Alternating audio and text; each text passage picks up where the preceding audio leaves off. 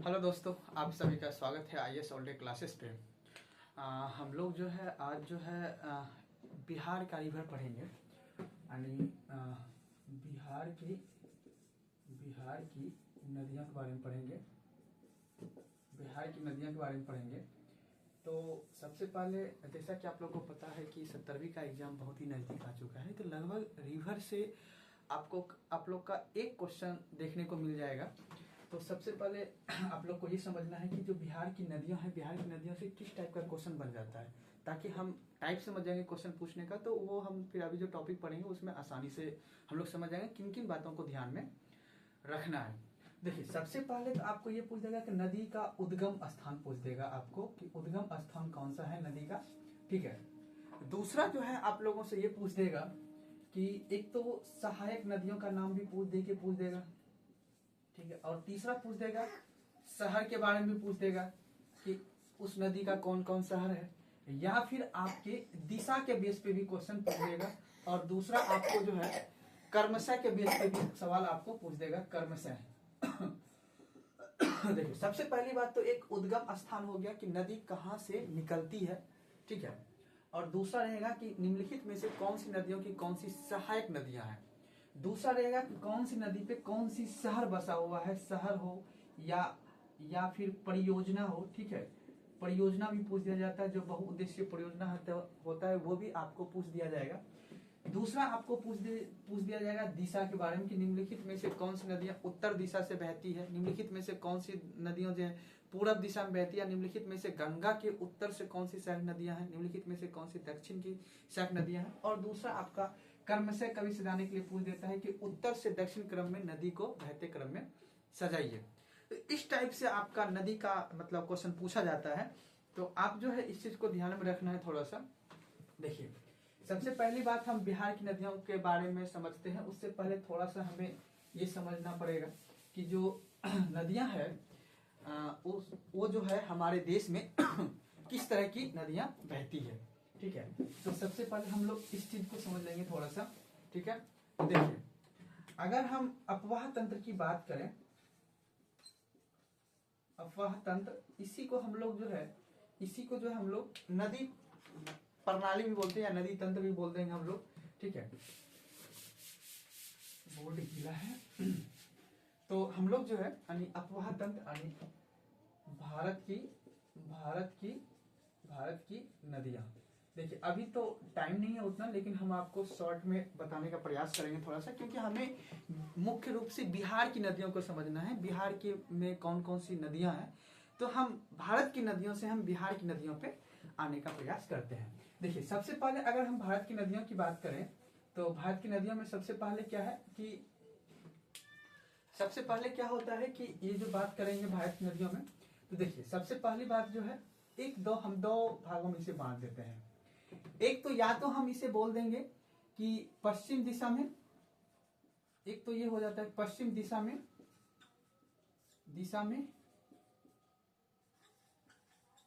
बहने वाली नदियां। ठीक है। और दूसरा हम आपको इसमें ये कर देंगे कि पूरब दिशा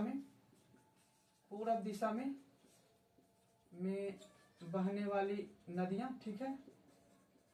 और इसी अब फिर दूसरे भागों में हम बांट देते हैं। एक तो अरब सागर में गिरने वाली नदियां। ठीक है। और दूसरा रहेगा बंगाल की खाड़ी में गिरने वाली नदियां। ठीक है। और नेक्स्ट जो रहेगा वो रहेगा आपका, ठीक है, नेक्स्ट जो रहेगा वो रहेगा आप हिमालयन नदी। ठीक है, हिमालयन नदी। और लास्ट रहेगा प्रायद्वीपीय नदी। अब देखिए, इसमें आपको समझना है, देखिए सारा एक ही चीज हुआ, लेकिन क्वेश्चन जो पूछने का तरीका होता है, क्वेश्चन जो पूछने का पैटर्न होता है, उस आधार पे हमने आपको क्रम से सजाया है। देखिए, सबसे पहले आपको ये समझना है यहाँ पे कि जो ये मेरा पश्चिम और पूरब क्या है। देखिए, ये है भारत का मानचित्र, आप लोग जानते हैं ये भारत का मानचित्र है। ठीक है, ये भारत का मानचित्र हुआ। ठीक है।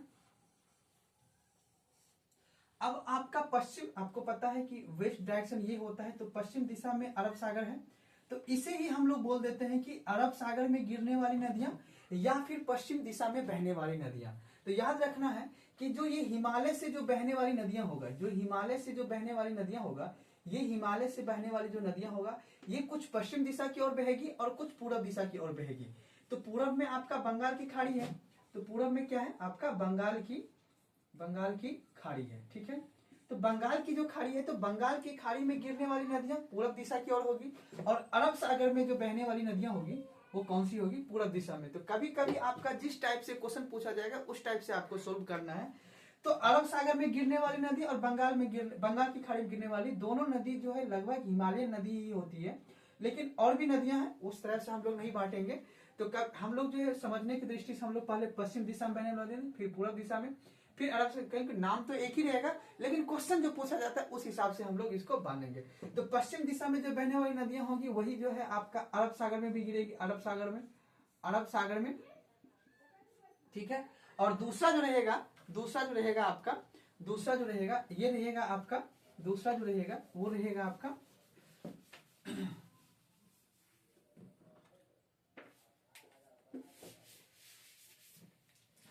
पूरब में रहेगा बंगाल की खाड़ी, ठीक है, बंगाल की खाड़ी। तो बंगाल की खाड़ी में गिरने वाली नदियां। तो अब देखिए इसका नाम समझ लेते हैं हम लोग, ठीक है। तो ये दोनों आपका इसी में आ जाएगा, ठीक है।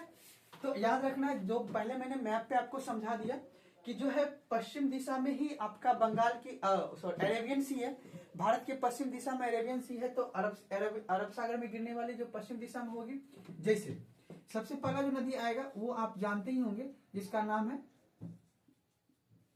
सिंधु नदी, ठीक है।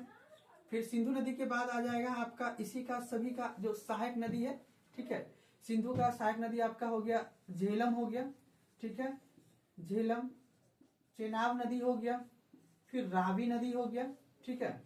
फिर आपका ब्यास नदी हो गया फिर आपका सतलज नदी हो गया। तो ये झेलम की सहायक नदी है, झेलम, चेनाब, रावी, ब्यास और सतलज नदी है, जो कि सभी नदी आपकी अरब सागर और पश्चिम दिशा में बहने वाली नदियां, भारत के पश्चिम। तो ये इसको जो है उत्तर पश्चिम दिशा भी बोल दिया जाता है।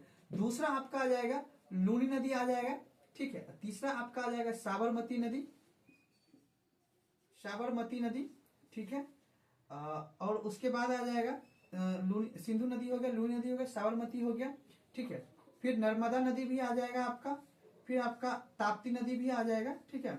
तो ये सभी जो है नदियां जो है आपकी ये सभी इसी में जो है कुछ नदियां आपके जो है हिमालय से निकलती है और कुछ नदी जो है प्रायद्वीपीय से भी निकलती है, उसको हम अभी आगे समझेंगे, ठीक है। तो इस याद रखिएगा ये मुख्य रूप से ये सभी कहाँ गिरती है, आपके अरब सागर में ये नदियां गिरती है। अब आती है बंगाल की खाड़ी में। देखिए सबसे पहले बंगाल की खाड़ी में जो आपकी नदी गिरती है वो है आपकी गंगा, ठीक है। फिर गंगा की सहायक नदियां भी है, ठीक है, सहायक नदियां भी है। तो स्टार्ट कर सबसे पहले कौन सा है, रामगंगा है, ठीक है। रामगंगा के बाद कौन सा आ जाएगा, गोमती आ जाएगा, ठीक है। उसके बाद बिहार में जो घाघरा नदी है, ठीक है, घाघरा के बाद गंडक हो जाएगा, ठीक है। उसके बाद जो है बूढ़ी गंडक हो जाएगा, ठीक है। उसके बाद जो है फिर आपका महानंदा हो जाएगा, महानंदा से पहले आपका कोसी है, ठीक है, उसके बाद महानंदा है।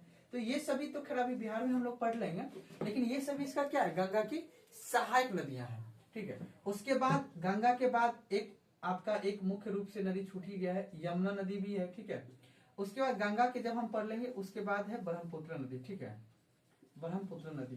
तो याद रखना है ये सभी आपका जो हिमालयन नदी है जो कि बंगाल की खाड़ी में आके गिरती है। तो अब मुख्य रूप से आपको यह रखना है कि ये आपकी भारत की लगभग मुख्य रूप से नदियां हो गई।